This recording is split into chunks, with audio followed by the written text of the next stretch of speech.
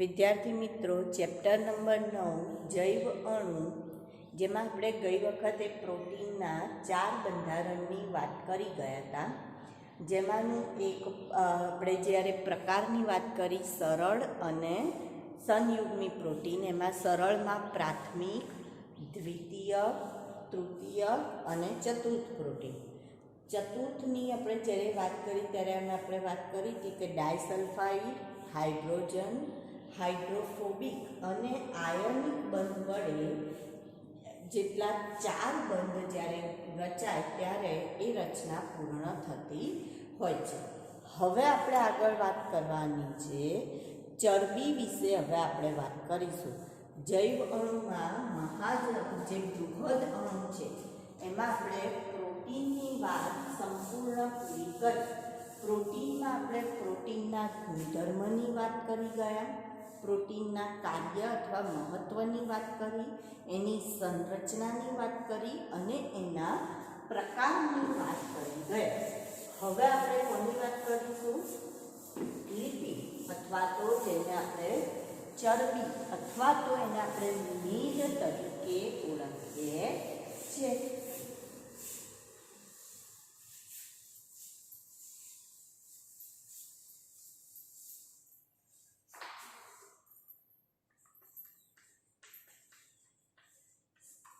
તો સૌથી પહેલા આ જે લિપિડ છે એના જો ગુણધર્મની વાત કરીએ આપણે, તો ગુણધર્મમાં પહેલો ગુણધર્મ શું? તો લિપિડ એ પાણીમાં અદ્રાવ્ય હોય છે.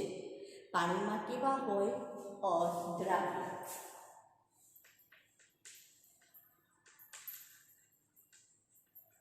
તમે એક સામાન્ય ઉદાહરણ લઈએ આપણે કે તેલ હોય એને પાણીમાં નાખો અને એને હલાવો અને એને ઓગાળવાનો પ્રયત્ન કરો. ઓગળશે? તો ઓગળતું નથી. કેમ નથી ઓગળતું? કારણ કે એ પાણીમાં કેવું છે? અદ્રાવ્ય છે. બરાબર મિક્સ નહીં થઈ જાય. તમે તેલ અને પાણીને અલગ અલગ જોઈ શકો છો, માટે પાણીમાં અદ્રાવ્ય.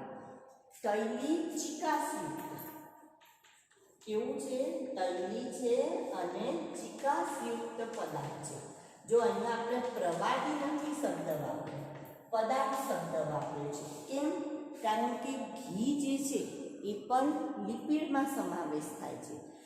તો એવી જ રીતના કોલેસ્ટેરોલ જે છે એ પણ આની અંદર સમાવેશ થાય. તો બધા જુદા જુદા છે, એટલા માટે આપણે એને પદાર્થ અહીંયા કહેલો છે. ત્યાર પછી એનાથી આગળ તો એ CHO ધરાવે છે. કાર્બન, હાઇડ્રોજન અને ઓક્સિજન ધરાવે છે, જેમાં ઓક્સિજનની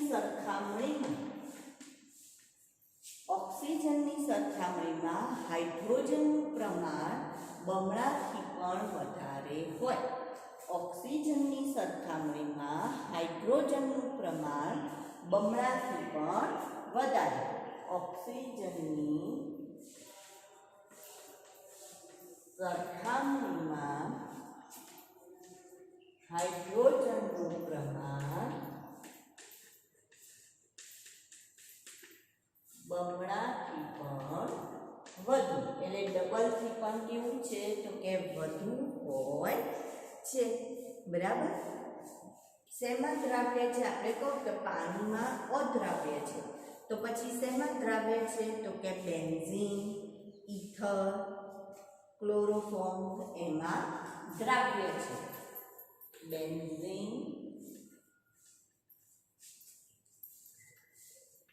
ઇથર અને ક્લોરોફોર્મમાં દ્રાવ્ય. એટલે એનો મતલબ એમાં એને ઓગાળી શકાય. જો આપણે એનું એકરસ દ્રાવણ બનાવવું હોય તો આ કોઈ 3માંથી એકનો ઉપયોગ કરીને એનું દ્રાવણ બનાવી શકાય. તો આ શું થયું? લિપિડના ગુણધર્મની આપણે વાત કરી. કયા કયા ગુણધર્મ છે? પાણીમાં અદ્રાવ્ય છે. જો પાણીમાં અદ્રાવ્ય હોય તો શેમાં દ્રાવ્ય થઈ શકે? તો કે બેન્ઝીન, ઇથર અને ક્લોરોફોર્મમાં દ્રાવ્ય. ત્યાર પછી આપણે શું કહ્યું? તૈલી ચિકાસયુક્ત પદાર્થ અને શું ધરાવે છે? તો કે CHO ધરાવે છે. ઓની સરખામણીમાં Hનું પ્રમાણ બમણાથી વધુ હોય છે. હવે આપણે એની રચનાની વાત કરીએ તો રચનામાં એવું કહે છે કે લિપિડની રચનામાં ગુણધર્મ પછી હવે આપણે શેની વાત કરીશું? રચના. તો રચનામાં એવું કહે છે કે લિપિડની રચનામાં ફેટી એસિડ અને આલ્કોહોલના અણુ આવેલા હોય. શું ધરાવે છે લિપિડ? તો કે આલ્કોહોલ અને ફેટી એસિડ.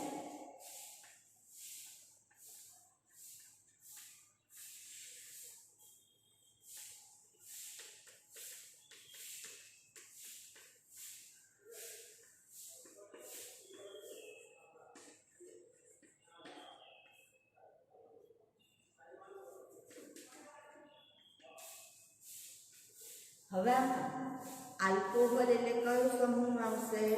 OH. બરાબર. અને ફેટી એસિડમાં કયો સમૂહ હાજર હોય છે? તો કે કાર્બોક્સિલિક એસિડ એટલે COOH સમૂહ આવેલો હોય છે. આલ્કોહોલમાં કયો સમૂહ છે? OH સમૂહ. અને ફેટી એસિડમાં કયો સમૂહ આવેલો છે? તો કે COOH સમૂહ આવેલો હોય છે. ત્યાર પછી જો આપણે આગળ વાત કરીએ તો આલ્કોહોલનો હંમેશા કેટલો અણુ હોય? તો કે એક જ અણુ આવેલો હોય. લિપિડની રચનામાં આલ્કોહોલના કેટલા અણુ હોય? એક અણુ. જ્યારે ફેટી એસિડના 1 થી 3 અણુ.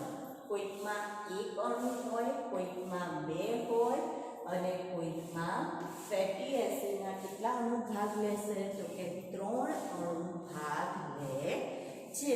કેટલા અણુ ભાગ લેશે? 3 અણુ. તો લિપિડમાં આપણે જોઈએ એની રચનામાં તો આલ્કોહોલ અને ફેટી એસિડ. આલ્કોહોલમાં કયો ક્રિયાશીલ સમૂહ છે? OH. ફેટી એસિડમાં COOH.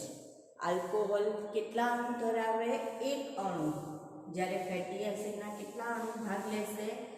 1 અથવા 2 અથવા 3. હવે જે આલ્કોહોલ છે એ પણ પાછા 2 પ્રકારના છે.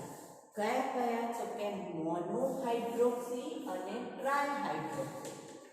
મોનોહાઇડ્રોક્સી આલ્કોહોલ અને બીજો કયો છે? ટ્રાયહાઇડ્રોક્સી.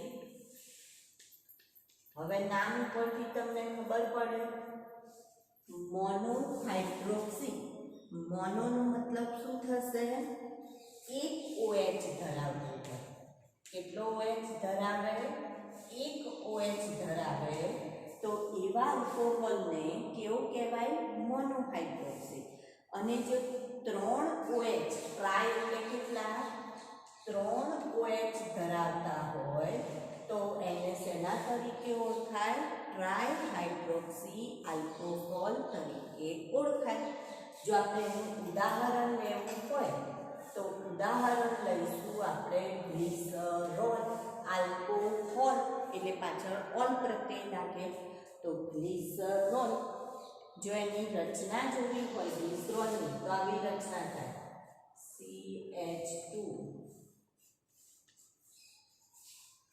આ રીતના CH2OH CH2OH. તો જુઓ 1 2 અને 3 OH છે માટે એને શું કહેવાય? ગ્લિસરોલ તરીકે ઓળખવામાં આવે. બરાબર. એવી જ રીતના ફેટી એસિડ જે છે એના પણ 2 પેટા પ્રકાર પડે. ફેટી એસિડના કેટલા પેટા પ્રકાર પડે? 2. જેમાં આલ્કોહોલના 2 પેટા પ્રકાર હતા. મોનોહાઇડ્રોક્સી આલ્કોહોલ અને ટ્રાયહાઇડ્રોક્સી આલ્કોહોલ.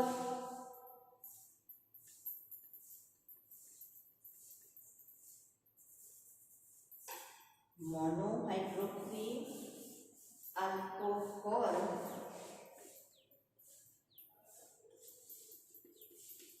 અને ટ્રાયહાઇડ્રોક્સી આલ્કોહોલ. બરાબર. તો એવી જ રીતના ફેટી એસિડના કેટલા પ્રકાર પડે છે? તો કે ફેટી એસિડના બે પેટા પ્રકાર પડશે. કયા કયા? સંતૃપ્ત ફેટી એસિડ અને અસંતૃપ્ત ફેટી એસિડ. સંતૃપ્ત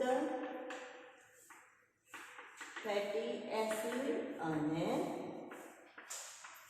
અસંતૃપ્ત ફેટી એસિડ. કયા બે પેટા પ્રકાર પડે છે? સંતૃપ્ત અને અસંતૃપ્ત ફેટી એસિડ. હવે આ જે સંતૃપ્ત છે એમાં શું કહે છે કે બે ક્રમિક કાર્બન વચ્ચે એક જ બંધ આવેલો હોય. બે ક્રમિક કાર્બન વચ્ચે બે ક્રમિક કાર્બન વચ્ચે એક બંધ. એનો મતલબ શું કે ગમે તેટલી લાંબી શૃંખલા હોય પણ એમાં આ રીતનું જોડાણ હોય. બરાબર. તો આને સંતૃપ્ત ફેટી એસિડ કહેવાય. અને જો બે ક્રમિક કાર્બન વચ્ચે બે ક્રમિક કાર્બન વચ્ચે દ્વિબંધ આવેલો હોય. હવે દ્વિબંધની સંખ્યા એક પણ હોઈ શકે, બે પણ હોઈ શકે, એવું નક્કી નહીં. એટલે આ રીતના હોય. બરાબર. તો આને અસંતૃપ્ત ફેટી એસિડ તરીકે ઓળખાય. તો સંતૃપ્ત ફેટી એસિડ અને અસંતૃપ્ત ફેટી એસિડ. હવે આપણે સંતૃપ્ત અને અસંતૃપ્તમાં પણ પાછા આગળ ઉદાહરણ અને પેટા પ્રકાર છે. ઉદાહરણ લેવું હોય તો સંતૃપ્તમાં આપણે ઉદાહરણ લઈશું ઘન ચરબી. ઉદાહરણમાં કયું આવશે? ઘન ચરબી. અને અસંતૃપ્તમાં ઉદાહરણ લેવું હોય તો પ્રવાહી તેલ એ એના ઉદાહરણ છે. બરાબર. હજી પણ એમાં આગળ જોઈએ આપણે તો આગળ પ્રકાર પડે છે સંતૃપ્ત અને અસંતૃપ્તના. ફરી પાછા તો સંતૃપ્ત જે છે સંતૃપ્ત ફેટી એસિડ એમાં પાછા કયા પેટા પ્રકાર પડે? તો કે લાંબી શૃંખલાવાળા ધરાવતા અને ટૂંકી શૃંખલા ધરાવતા. લાંબી શૃંખલા અને ટૂંકી શૃંખલા. તો લાંબીનો મતલબ શું? તો જેમાં 8 થી વધુ કાર્બન હોય તો એને કેવી કહેવાય? લાંબી શૃંખલા કહેવાય. અને ટૂંકીનો મતલબ શું થશે? તો જેમાં 2 થી 8 જેટલા કાર્બન હોય તો એને આપણે શેના તરીકે ઓળખીએ? ટૂંકી શૃંખલા તરીકે ઓળખીએ. એવી જ રીતના અસંતૃપ્ત ફેટી એસિડમાં પણ પ્રકાર પડશે.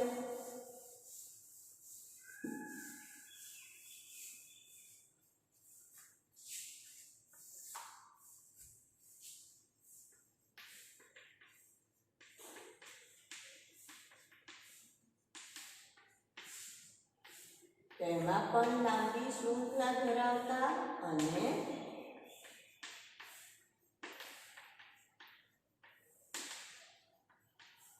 ટૂંકી શૃંખલા ધરાવતા.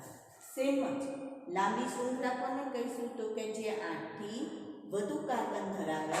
અને ટૂંકી શૃંખલા કોને કહેવાય? તો કે જે 2 થી 8 કાર્બન ધરાવતા હોય. હવે આની અંદર ઉદાહરણ જોઈએ તો પામિટિક એસિડ, સ્ટીઅરિક એસિડ.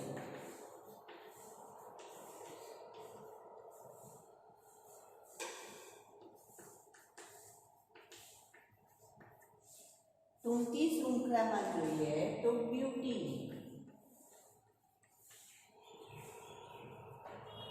સ્ટીઅરિકમાં કયું છે, સોરી ટૂંકી શૃંખલામાં કયું છે તો બ્યુટીરિક. તો પામિટિક, સ્ટીઅરિક અને બ્યુટીરિક આ ત્રણેય સંતૃપ્ત ફેટી એસિડ છે. એનો મતલબ એમાં ક્યાંય દ્વિબંધ હોતો નથી. જ્યારે ક્રોનિક અને ઓલિક, ક્રોનિક અને ઓલિક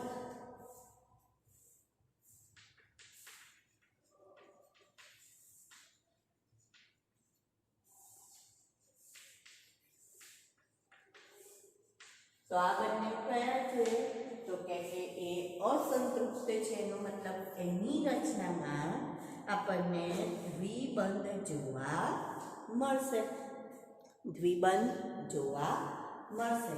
હવે આપણે રચનામાં જે વાત કરી ગયા કે રચનાની અંદર આપણે શું કર્યું, આલ્કોહોલનો એક અણુ ફેટી એસિડના એક હોય, બે હોય અથવા ત્રણ અણુ પણ હોઈ શકે. તો આપણે ઉદાહરણ લઈએ તો અહીંયા લઈએ આપણે ગ્લિસરોલનો એક અણુ વત્તા ફેટી એસિડના ત્રણ અણુ વત્તા ફેટી એસિડના કેટલા અણુ લેવાના છે, ત્રણ અણુ. હવે અહીંયા પણ આપણે જોઈએ તો નિર્જલીકરણ થશે. એનો મતલબ પાણીનું અણુ શું થશે, દૂર થશે અને પાણીનું અણુ દૂર થશે. એસ્ટર બનશે, ટ્રાયગ્લિસરાઇડ વત્તા પાણી બને છે, ટ્રાયગ્લિસરાઇડ જેને શેના તરીકે ઓળખીએ છીએ આપણે, લિપિડ. અને શું દૂર થશે તો કે ત્રણ અણુ પાણી દૂર થશે. કેટલા અણુ પાણી દૂર થયું, ત્રણ અણુ પાણી દૂર થયું. હવે આ તો આપણે શબ્દોમાં લખીએ, હવે એને સૂત્રમાં લખીએ. તો પહેલા ગ્લિસરોલની વાત કરીએ તો ગ્લિસરોલ માટે આપણે શું કહીશું, CH2 અને એની જોડે શું જોડીએ છીએ, OH. બરાબર. હવે ફેટી એસિડના જે છે ત્રણ, તો આ એક ફેટી એસિડ થયો R1COOH. બીજો અણુ લઈએ R2COOH. જો આને જોડવાનું નથી, કેમ, કારણ કે આ તો જુદા જુદા ત્રણ અણુ છે. એટલે એક અણુ, બે અણુ અને હવે ત્રીજો અણુ લઈએ R3COOH. એનો મતલબ ફેટી એસિડનો અણુ એટલે શું તો કે R1COOH એ ફેટી એસિડ કહેવાય. બરાબર. R1 ના લખો, ખાલી R લખો તો પણ ચાલે. હવે અહીંયા જોઈએ તો અહીંયા શું થશે, પાણીનો અણુ દૂર થશે. તો 1, 2 અને 3 જગ્યાએથી પાણીનો અણુ દૂર થશે.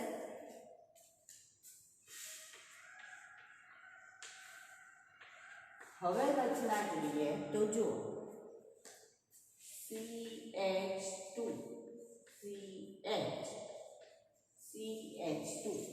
પછી અહીંયા શું છે, OC.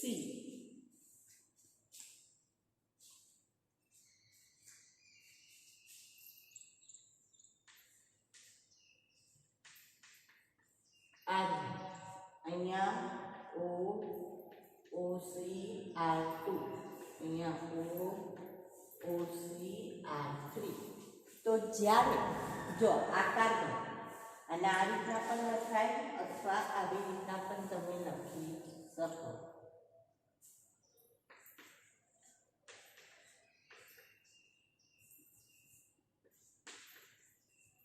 તો અહીંયા આ જે બંધ બને છે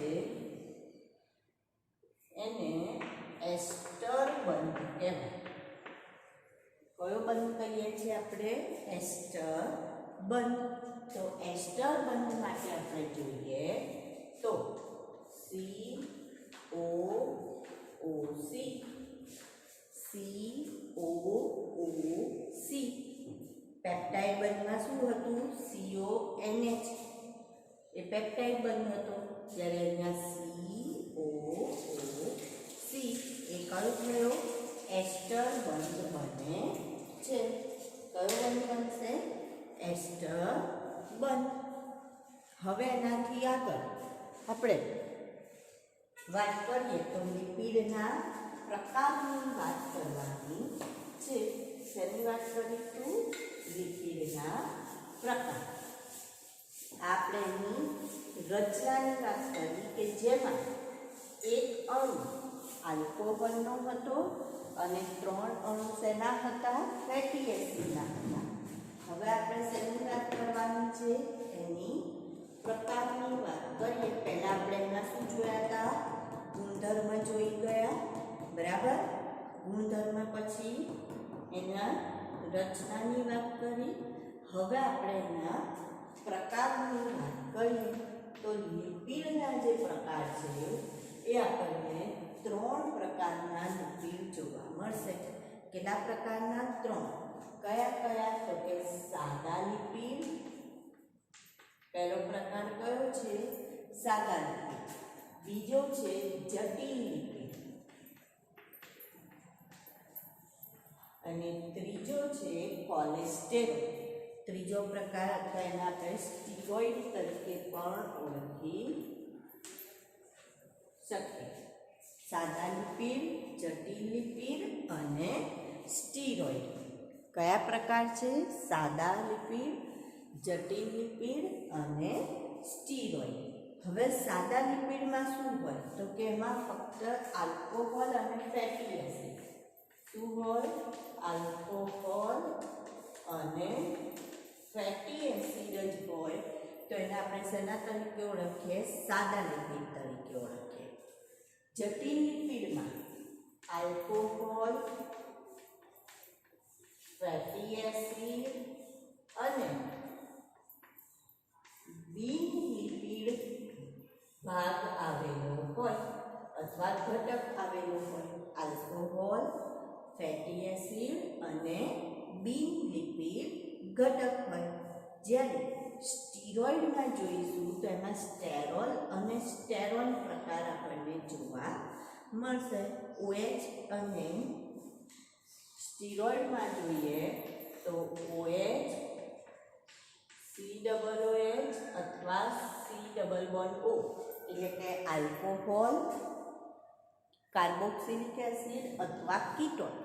આવા સમૂહ ધરાવતું જે હોય એને આપણે શેના તરીકે ઓળખીએ? સ્ટીરોઇડ તરીકે ઓળખીએ છીએ. તો સ્ટીરોઇડના જો પેટા પ્રકારની પહેલાં આપણે વાત કરી લઈએ તો એમાં 2 પેટા પ્રકાર આપણને જોવા મળશે. કયા 2 પેટા પ્રકાર છે? તો કે સ્ટેરોલ અને સ્ટેરોલ. 2 ભાઈઓ, સ્ટેરોલ અને સ્ટેરોલ. સ્ટેરોલ તો ઉદાહરણ લેવું હોય તો આમાં પહેલું ક્રિયાશીલ સમૂહ કયો? તો કે આલ્કોહોલ ક્રિયાશીલ સમૂહ છે.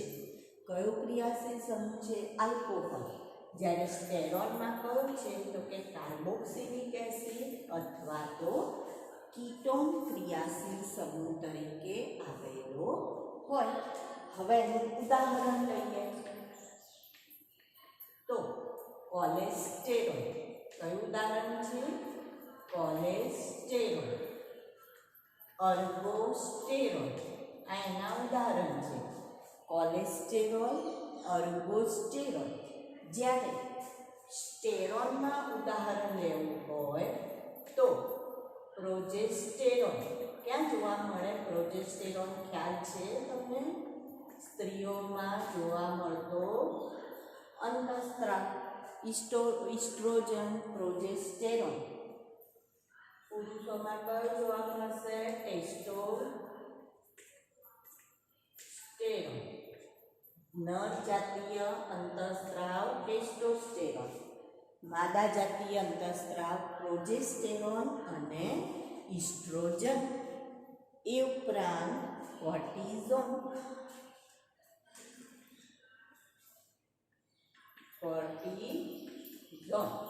તો આ જે બધા છે એ કયા પ્રકારના થયા? તો કે સ્ટેરોલ પ્રકારના થયા.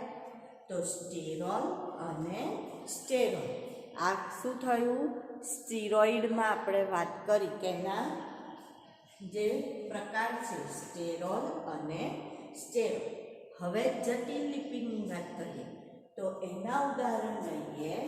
પહેલું ઉદાહરણ ફોસ્ફોલિપિડ. ફોસ્ફોલિપિડ ક્યાં જોવા મળે? કોષ રસ પટલના બંધારણમાં. ક્યાં જોવા મળશે? કોષ રસ પટલના બંધારણમાં. જેમાં કયા બે ભાગ આવશે? તો કે ફોસ્ફેટ વત્તા લિપિડ. એટલે લિપિડમાં તો લિપિડની રચના જે છે આલ્કોહોલ વત્તા ફેટી એસિડ, પણ બિન લિપિડ ભાગ તરીકે એની અંદર શું જોડાયેલું છે? તો કે ફોસ્ફેટ જોડાયેલો છે. શું જોડાયેલું છે? ફોસ્ફેટ. બીજું આવશે લાઇપોપ્રોટીન અથવા એને લિપોપ્રોટીન તરીકે પણ ઓળખી શકાય. લાઇપોપ્રોટીન અથવા લિપોપ્રોટીન, તો એમાં બિન લિપિડ ઘટક કયો છે? તો કે પ્રોટીન. બિન લિપિડ ઘટક તરીકે શું આવેલું છે? એની અંદર પ્રોટીન આવેલું હોય. અને છેલ્લું ગ્લાયકોલિપિડ. છેલ્લો કયો ભાગ છે? ગ્લાયકોલિપિડ. તો એમાં ગ્લાયકોજન આવેલું છે. તો ગ્લાયકોજન, તો એનો મતલબ એ શું છે? તો કે કાર્બોદિત છે, શર્કરા છે કે જે લિપિડ સાથે જોડાય છે. તો બિન લિપિડ ઘટક કયો? તો કાર્બોદિત. તો ફોસ્ફોલિપિડમાં બિન લિપિડ ઘટક ફોસ્ફેટ, લાઇપોપ્રોટીનમાં પ્રોટીન અને ગ્લાયકોલિપિડમાં કાર્બોદિત. તો આપણે જે વાત કરી રહ્યા છે લિપિડના પ્રકારની, તેમાં આપણે જટિલ લિપિડ, સ્ટીરોઇડ અને સાદા લિપિડ.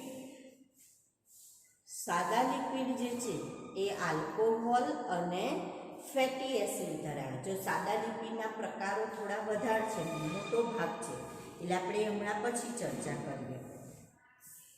જટિલ લિપિડમાં આલ્કોહોલ છે, ફેટી એસિડ છે અને એની સાથે બિન લિપિડ ઘટક પણ આવેલો હોય. તો આપણે ઉદાહરણમાં શું લીધું? પહેલું ફોસ્ફોલિપિડ. ફોસ્ફોલિપિડમાં બિન લિપિડ ભાગ કયો? ફોસ્ફેટ. તો તમને એવું પણ પૂછાઈ શકે કે નીચેનામાંથી જટિલ લિપિડને ઓળખો. નીચેનામાંથી જટિલ લિપિડને ઓળખો અને એમાં બિન લિપિડ ભાગ કયો છે તે ઓળખો. તો એમાં ઉદાહરણમાં એક આપેલું હોય ગ્લાયકોલિપિડ. તો બિન લિપિડ ભાગ કયો આવશે? એમાં ગ્લાયકોજન. કયો? ગ્લાયકોજન. જે કયા સ્વરૂપે છે? તો કે કાર્બોદિત સ્વરૂપે હોય છે. લાઇપોપ્રોટીન, તો એમાં બિન લિપિડ ભાગ કયો? તો પ્રોટીન. કયો છે? પ્રોટીન. બરાબર. એવી જ રીતના સ્ટીરોઇડની જો વાત કરીએ તો એમાં ક્રિયાશીલ સમૂહ OH એટલે કે આલ્કોહોલ હોય અથવા તો COOH એટલે કે કાર્બોક્સિલિક એસિડ અથવા કીટોન હોય. હવે એમાં જો સ્ટેરોલ અને સ્ટેરોલ એવા બે ભાગ પડશે. કોના આધારે બે ભાગ પાડ્યા છે? તો ક્રિયાશીલ સમૂહના આધારે. જે લિપિડમાં ક્રિયાશીલ સમૂહ આલ્કોહોલ એટલે કે OH હોય તો એને આપણે સ્ટેરોલ કહીશું. અને જે લિપિડમાં ક્રિયાશીલ સમૂહ તરીકે આલ્કોહોલ નથી પણ એની જગ્યાએ શું છે? કાર્બોક્સિલિક એસિડ અથવા તો કીટોન છે, તો એને શેના તરીકે ઓળખીએ છીએ? સ્ટેરોન તરીકે ઓળખીએ છીએ. તો સ્ટેરોલમાં ઉદાહરણ શું આવશે? કોલેસ્ટેરોલ અને અર્ગોસ્ટેરોલ. જ્યારે સ્ટેરોનમાં આવશે પ્રોજેસ્ટેરોન, ઇસ્ટ્રોજન, જે સ્ત્રીઓનો માદા જાતીય અંતઃસ્ત્રાવ છે. અને ટેસ્ટોસ્ટેરોન જે પુરુષમાં જોવા મળે છે જાતીય અંતઃસ્ત્રાવ ટેસ્ટોસ્ટેરોન, અને એના ઉપરાંત એક છે કોર્ટિઝોન. આ જો અંતઃસ્ત્રાવની સારવાર સ્ટીરોઇડ આપણે કહીએ ને કે વધારે સ્ટીરોઇડ લે તો એના કારણે શરીરમાં જે હાડકાં હોય એની અંદર કાણા પણ પડી શકે. તો આ જે કોર્ટિઝોન છે એની સારવાર વધારે લે એટલે કે કોર્ટિઝોનનો જો ઉપયોગ વધારે કરવામાં આવે બહારથી તો એના કારણે ઓસ્ટિયોપોરોસિસ નામનો રોગ પણ થઈ શકે છે. એટલે કે હાડકામાં શું થઈ શકે તો કે હાડકાં અસ્થિ સુષિરતા એટલે કે હાડકામાં કાણા પડવાનો રોગ પણ થઈ શકે છે.